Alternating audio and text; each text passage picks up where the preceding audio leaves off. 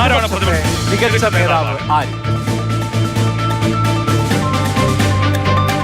ഇപ്പോൾ കഴിഞ്ഞ 5 വർഷം വി ഡി സതീശൻ പ്രതിപക്ഷ നേതാവായി. അതിനു മുൻപ് 5 വർഷം രമേശ് ചെന്നിത്തല നേതാവായിരുന്നു. ഇവർ രണ്ടുപേരും പ്രതിപക്ഷത്തെ മുൻനിരയിൽ തന്നെയുണ്ട്. ഇവരിൽ ആരാണ് പ്രതിപക്ഷത്തെ മികച്ച നേതാവ് എന്നുള്ള ചോദ്യം കോർ ജനങ്ങളോട് ചോദിച്ചിരുന്നു. ആരാണ് മികച്ച നേതാവ്?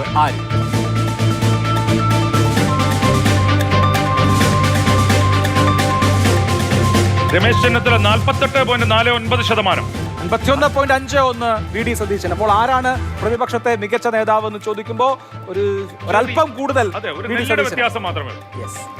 നമ്മള് സാമ്പിൾ പരിശോധിക്കുമ്പോൾ രമേശ് ചെന്നിത്തലയ്ക്ക് പിന്തുണച്ചേക്കുന്നവർ കൂടുതലും എൽ ഡി എഫിനെ അനുകൂലിക്കുന്നവരാണ്. അപ്പൊ എൽ ഡി എഫിനെ അനുകൂലിക്കുന്നവർ ആഗ്രഹിക്കുന്നത് രമേശ് ചെന്നിത്തലയ്ക്ക് ഒരു മുൻതൂക്കം കിട്ടട്ടെ എന്നാണ്. അപ്പം രാഷ്ട്രീയ സതീശനെ ഒന്ന് ചെറുതാക്കാൻ, അതെ, രാഷ്ട്രീയ ചോദ്യങ്ങളിൽ എൽ ഡി എഫിനോട് പ്രതികൂലിച്ചവരാണ് കൂടുതലും, ബി ജെ പിക്ക് പ്രതികൂലിച്ചവരാണ് രമേശ് ചെന്നിത്തലയ്ക്ക് പിന്തുണ നൽകിയത്.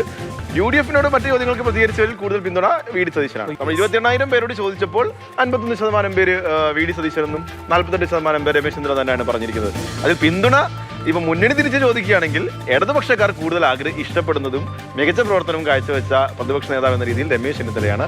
അവരെ നമ്മൾ നോക്കുമ്പോൾ അതിന്റെ ഡാറ്റ മുഴുവൻ നമ്മൾ പരിശോധിക്കുമ്പോൾ മനസ്സിലാകും അതിൽ ചില കാര്യങ്ങളുണ്ട്. ഓക്കെ.